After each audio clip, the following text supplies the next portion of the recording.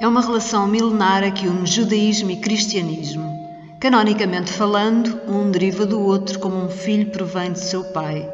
Mas esta relação não se desenvolveu sempre nos melhores termos. Houve ao longo da história muitos focos de tensão alimentados pela velha rivalidade religiosa e por questões sociais e económicas, que levaram nuns momentos mais do que noutros à diabolização da figura do judeu.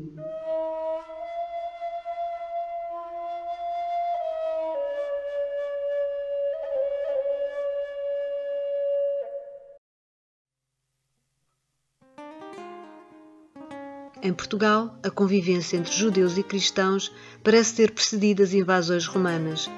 Segundo o historiador João Lúcio de Azevedo, os próprios judeus apontavam os acontecimentos bíblicos como origem do seu estabelecimento no nosso país. Mais antigos na Península Ibérica que os mouros, os godos e os romanos, os judeus iam buscar às épocas longínquas da Bíblia a origem do seu assento no país. E ora alegavam que os primeiros da sua estirpe tinham vindo trazidos da Babilônia por Nabucodonosor. Ora pretendiam que, já antes, no tempo de Salomão, fora a Espanha vassala e tributária desse grande rei. Se bem que careçam de fundamento histórico tais razões com que, desde o século XIV, os judeus perseguidos reclamavam o direito de viver na terra que seus maiores por tantos anos tinham habitado. Certo é que antiquíssima foi a data da sua vinda e precedente a quaisquer memórias, tradições ou monumentos existentes na antiga Espanha. Contrariamente a romanos, godos e mouros, que vieram, se estabeleceram e voltaram a partir, e os que não partiram ficaram parcialmente diluídos na população, os judeus, embora permanecessem, conservaram-se em grande medida como um grupo segregado espacial e culturalmente. Viviam em guetos, eram sujeitos a algumas restrições sociais e políticas, por exemplo, a interdição de possuir escravos cristãos e de exercer cargos públicos, mantinham a sua religião e os seus hábitos, especializavam-se em determinadas áreas económicas, em particular a usura e o comércio, e evidenciavam singularidades gastronómicas e linguísticas que os tornavam um alvo fácil da discriminação racial. As relações que estabeleceram com o poder político contribuíram também para acicatar a animosidade das populações, muitas vezes protegidos pelos reis, que viam neles bons aliados financeiros, como banqueiros, por exemplo, ou como cobradores de impostos, eram eximidos de pagar a dízima à Igreja e de trazer na roupa a divisa da sua raça, como decretaram Dom Afonso III e Dom Dinis, dois monarcas favorecedores dos hebreus. Por contraditório que pareça, muitos arcebispos, bispos, abades e fidalgos tinham judeus provedores, mordomos, contadores e escrivães. Esta predileção explicava-se pelo nível de instrução das gentes desta raça, desde sempre apostada em se valorizar através de um conhecimento livresco e técnico, como forma de sobrevivência económica e cultural. O descontentamento do povo perante a hegemonia desta raça manifestava-se em motins periódicos. No segundo quartel do século XV, houve pelo menos 3 incursões violentas à judiaria de Lisboa que tiveram de ser reprimidas pelas autoridades. «Matemo-los e roubemo-los!» era o grito de ordem com que se lançavam à empresa enquanto saqueavam e matavam os amedrontados hebreus. Para contornar estas fricções, os reis publicavam atos a proibir-os da raça maldita de exercerem ofícios públicos, de arrecadarem impostos, de andarem sem as insígnias ao peito. Porém, estas leis rapidamente eram descuradas. Diz João Lúcio de Azevedo que o reinado de Dom Afonso V constituiu o derradeiro período áureo dos israelitas em Portugal. O luxo que nessa época ostentavam os judeus abastados contrastava drasticamente com a miséria em que vivia o povo, assolado de fomes constantes, assoberbado de tributos que iam alimentar uma nobreza insaciável e guerras sem fim. Para acalmar os ânimos das populações, iniciou-se então uma perseguição acirrada aos judeus. Em Espanha foi publicado em 1492, no tempo dos reis católicos, o famoso Édito de expulsão dos hebreus, e muitos dos que vieram escorraçados dos territórios vizinhos acoitaram-se em Portugal. Abrão Zacuto faz referência a um total de mais de 120.000 refugiados. As condições de acolhimento, naturalmente, foram dramáticas e hostis. Pouco tempo depois, em 1495, por ajuste do casamento do rei Dom Manuel com Dona Isabel de Castela, firmou-se a conversão forçada dos israelitas sitiados em território nacional, e um ano mais tarde a expulsão de todos os não conversos. Novos dramas, novas perseguições e êxodos ocorreram. Parecia que para todas as calamidades ou injustiças os hebreus se tornavam o melhor bode expiatório. No tempo de Gil Vicente deu-se um episódio em Santarém que ilustra bem esta tendência. Corria o ano de 1531, quando uma série de tremores de terra abalaram esta zona do país. Os frades do convento de São Francisco acusaram logo os judeus de serem causa deste castigo divino. Eis senão quando o nosso dramaturgo vem à liça defender os hebreus, escrevendo uma carta ao rei Dom João III, em que denuncia as superstições nefastas destes clérigos. A liberdade de Gil Vicente em criticar a Igreja é subejamente conhecida através dos seus autos. A sua tolerância relativamente à questão israelita é que pode surgir-nos como mais contraditória com a sua obra, em que a figura do judeu é invariavelmente apresentada com cores negativas. Das 45 peças que lhe conhecemos, quase metade contém referências a esta personagem tipo, que de resto já tinha tradição na literatura europeia e encontrou terreno propício em Portugal. Os epítetos injuriosos são frequentes e atestam o ridículo a que era submetida esta figura, a todos os níveis, particularmente por parte de personagens de extração popular. Em Exortação da Guerra consta o epíteto de filho de puta judeu. Na farsa dos almocreves surge o mulo de judeu. Em Quem tem farelos acentua-se a covardia física dos hebreus. A personagem recebe um tratamento mais do que pontual em peças como O Alto da Barca do Inferno e a farsa de Inês Pereira. No primeiro é alvo de profunda condenação social e religiosa, apresentando-se na vertente do judeu usurário que tenta corromper o arraiz do inferno. Passai-me por meu dinheiro. E esse bode? Há cá de vir? Pois também o bode há de vir. Cascosado passageiro. Sem bode, como irei lá? Nem eu não passo cabrões. Eis aqui 4 tostões, e mais se vos pagará. Por vida de se me fará que me passeis o cabrão.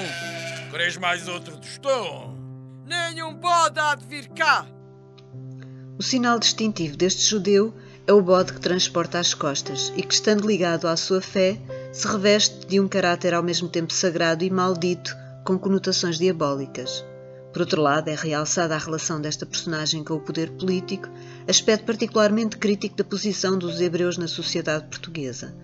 Por isso o judeu invoca em primeira instância a autoridade marítima, o Sr. Meirinho, para compelir o diabo a deixá-lo entrar na barca infernal e, em segunda instância, recorre a outros agentes de jurisdição, como o corregedor e o coronel. Ó Sr. Meirinho apraz!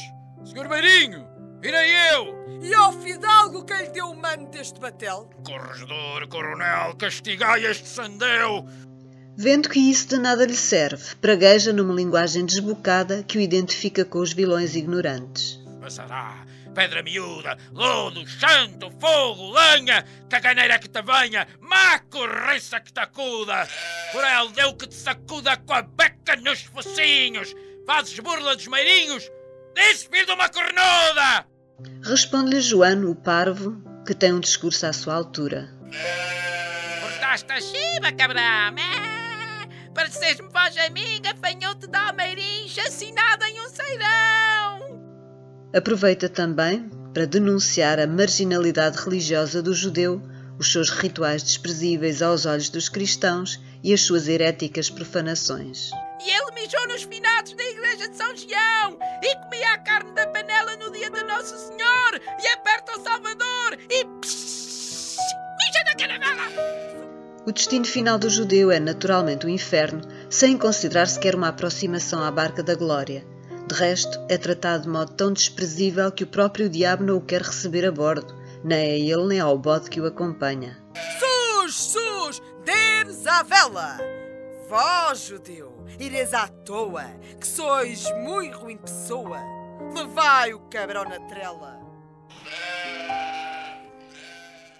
Na farsa de Inês Pereira, a figura do judeu surge em duplicado, numa configuração gemelar, como designam alguns críticos, comparando-a a duplas famosas como a de Dupont et Dupont, na banda desenhada Tintin. Estes hebreus assumem funções de alcoviteira, constituindo o contraponto de Leonor Vaz, o que estabelece uma relação entre a farsa e o Alto da Barca do Inferno, pois também nesta peça o judeu se apresenta em cena a seguir a Brígida Vaz e reivindica um destino semelhante ao desta alcoviteira. Porque não há de ir o judeu onde vai Brígida Vaz? Caracterizam-se igualmente por uma prática linguística típica, que devia constituir motivo de grande comicidade na época. A forma deu para designar Deus surge diversas vezes nas falas de Latão e Vidal, como acontecera no Alto da Barca do Inferno, simbolizando a visão monoteísta singular da religião mosaica.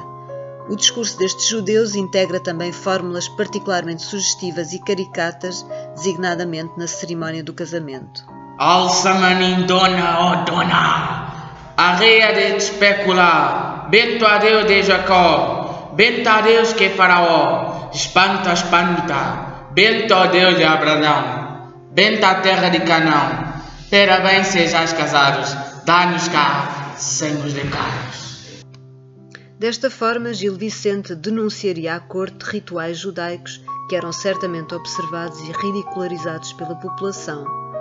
Para salientar a farsa do primeiro casamento de Inês, esta, em vez de receber a unção da Santa Madre Igreja, cumpriria os seus votos à moda de Israel, levantando as mãos em sinal de gratidão, compondo o cabelo, a arreia espessulá, que deveria cobrir, seguindo-se a bênção judaica, mistura de fragmentos da liturgia desta religião, e finalmente a cobrança dos emolumentos.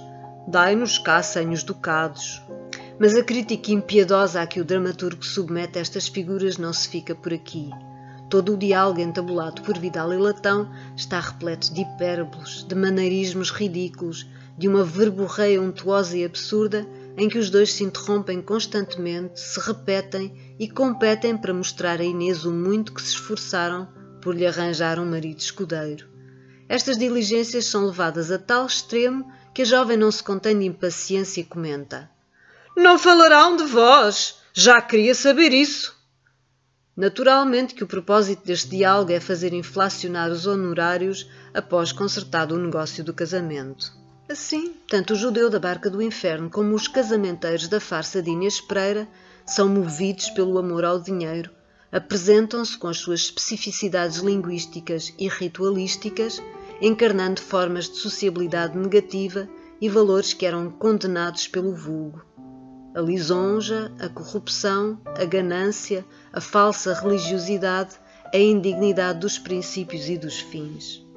Como é que conciliamos esta visão depreciativa com os propósitos de tolerância expressos por Gil Vicente em certas circunstâncias históricas? Provavelmente da mesma maneira que poderemos compreender ou não todas as contradições que habitam no coração dos homens, vendo-as como algo que tanto pode servir os nossos interesses como ir contra eles. Assim, servir os judeus para as finalidades políticas de reis e grandes senhores, no que foram favorecidos, ou procuraram usufruir eles próprios das facilidades que lhes eram oferecidas, no que enfrentaram a oposição de nobreza e plebe, sendo alvo das mais cruéis chacotas e perseguições. Pois o respeito e a igualdade não podem ser garantidos apenas por leis, mas sim por uma prática difícil e uma árdua consciência que estão sempre a resvalar entre os homens.